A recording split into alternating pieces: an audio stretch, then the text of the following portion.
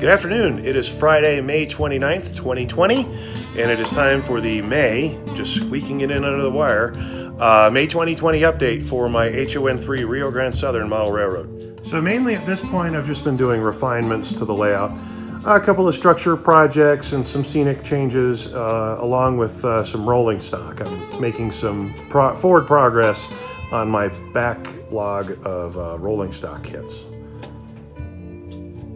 So one of the projects I did, this is another one of those Grant line kits. This is a steel underframe boxcar built for the Colorado and Southern, and it was traded to Victor Miller, who was the receiver for the Rio Grande Southern in 1938 in a court settlement. And so a lot of these cars were relettered to the Rio Grande Southern, and many of them ended up going up to Alaska in 1942 for the war effort. Some remained on the line until the end. The one next to it I actually built way back in high school. So you can definitely tell there's a little bit of a difference in skill there. Another kit that I did, this is from a company called, what is it called? The Narrow Gauge Car Shops. And apparently this is a kit from, I don't know, 70s, 80s time frame. And it involved basically adding a new underframe to one of the model die casting 26-foot old-time tank cars that are standard gauge kits. I replaced the trucks. The kit came with trucks that were heavy cast steel trucks, and so these are arch bar trucks.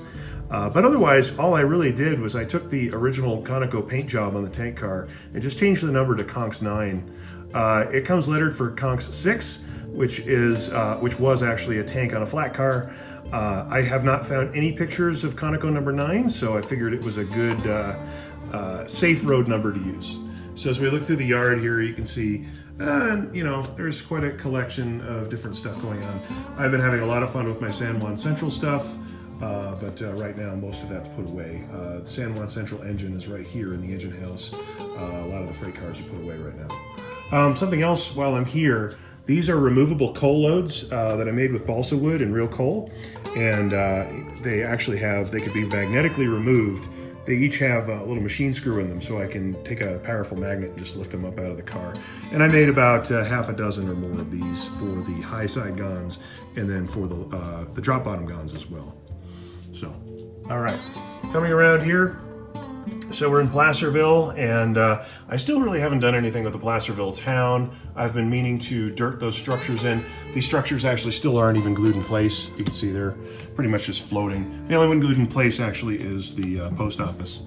And I need to detail the area in front of the M&M General Store at some point. So, but the big change here, I struggled with where to put my water tank. I wanted to put a sort of a halfway water tank, and there were a couple areas that looked like they could support a tank, but the one that made the most sense was here.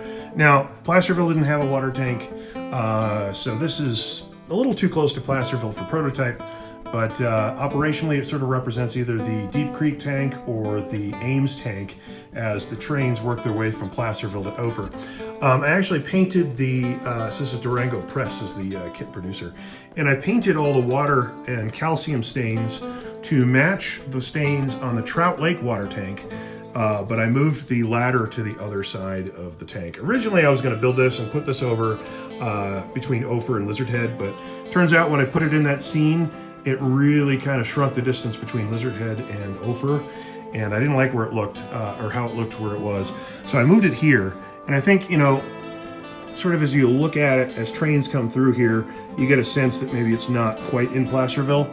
So it's a little bit far enough away, and I'm still debating whether or not to put the ore loader here. I kind of want to, but I don't want to really clutter the scene up. So what I may end up doing there instead, rather than put a spur and an ore loader for the Primos Chemical Company, I may just fill that in with trees. I don't know. Jury's still out. The nice thing about this is nothing's permanent. Anything could be changed. And that's going to become important here in just a minute. Okay, on the subject of things changing.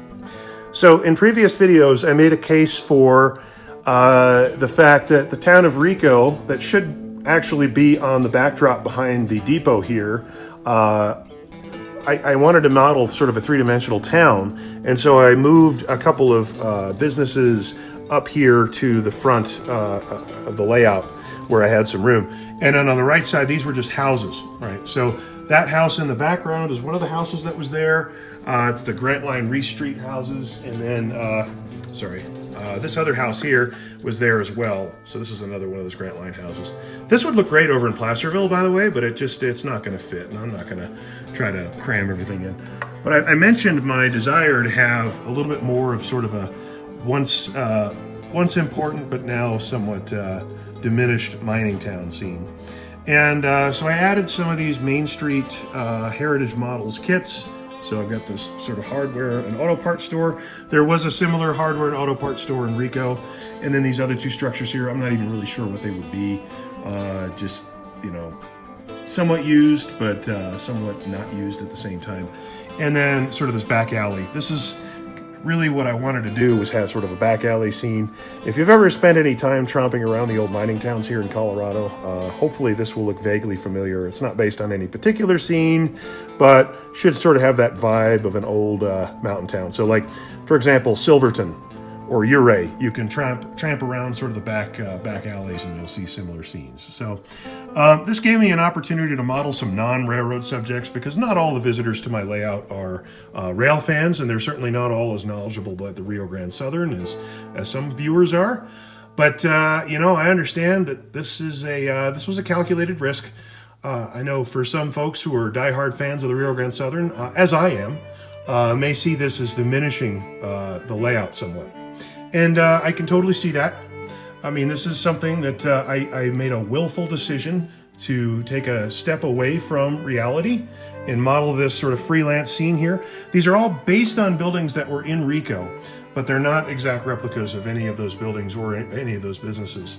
But for me, I think it gives me, first off, I really like this sort of looking down the road at the train track scene, because the town I grew up in, that's how it was. The train sort of bisected the town, and you'd look down the main drag and you could see the train coming through town. So it's, you know, there's a little bit of that, but also it just gave me some, you know, interesting non-railroad subjects. I really enjoy building structures.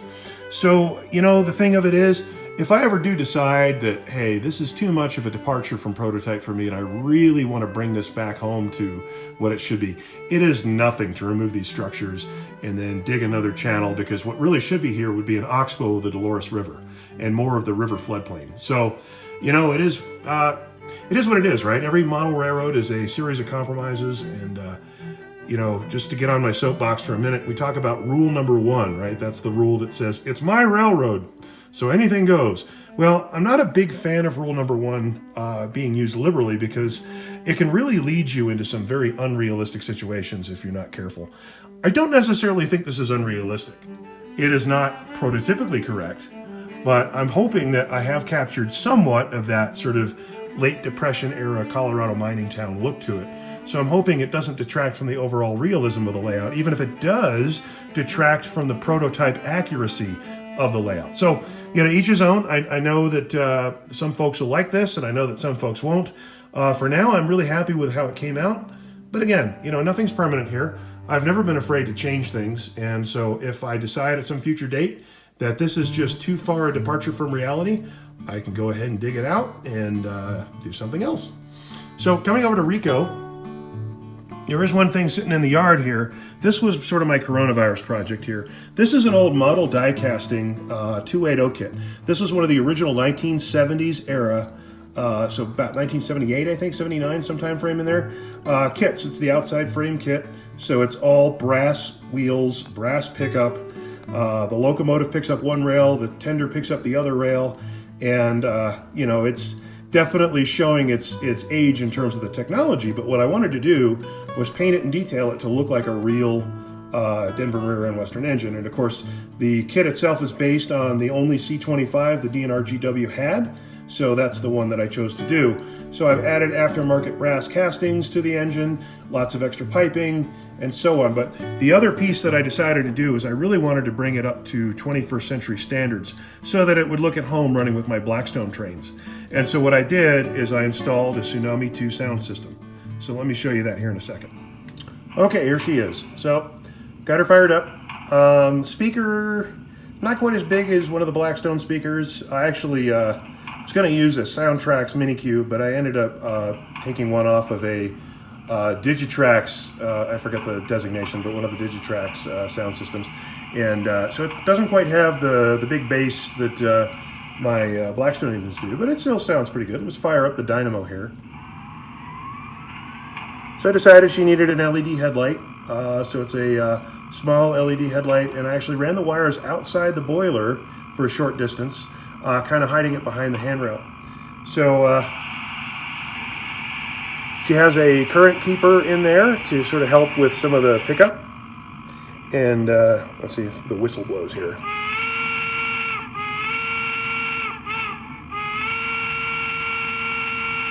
Okay.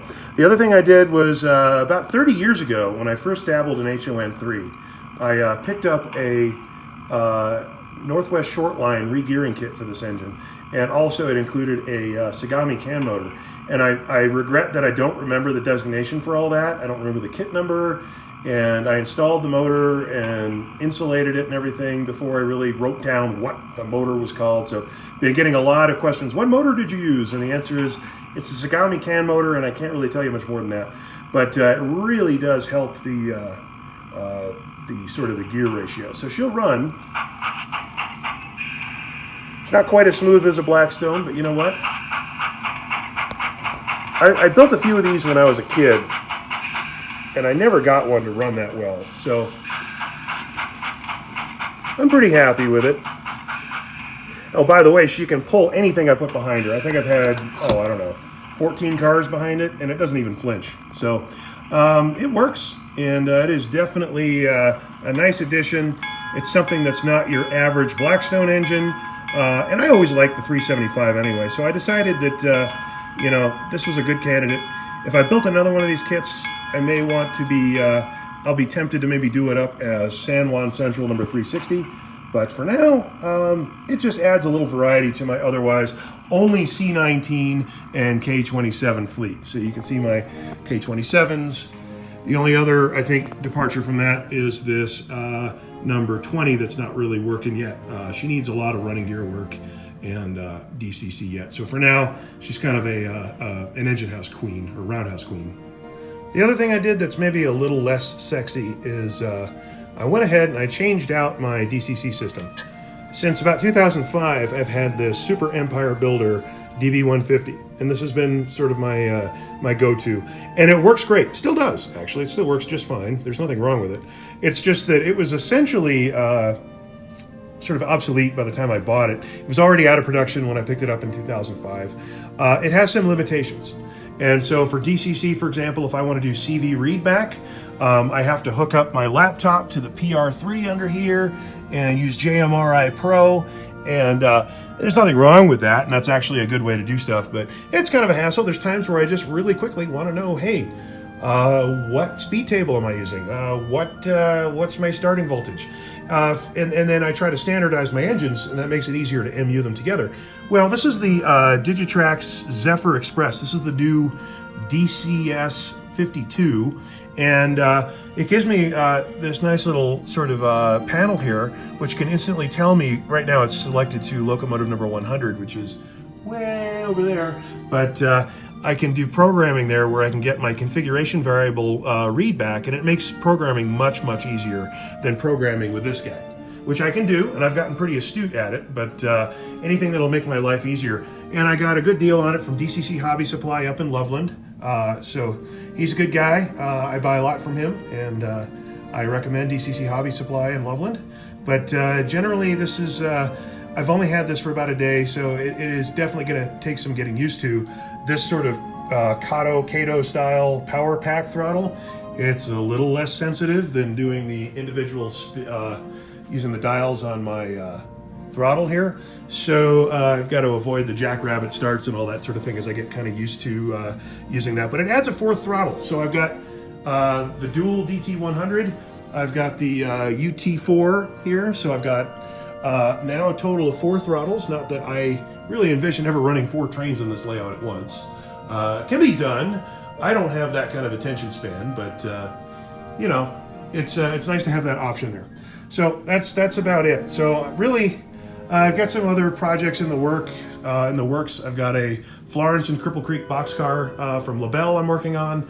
I've got a couple of those Railline 3000 series boxcar kits I'm working on, and other than that, you know, I've got plenty to keep me busy. I'm still working in terms of work from home. I don't think I'm going to be commuting back to Boulder anytime soon. Probably at least not for the next couple months or so, while we're still dealing with, how do we return to normal, at least whatever normal means in the new, sort of in this new reality of ours. So that's going to be it from me. So I'm going to run a train real quick, and then we'll call it.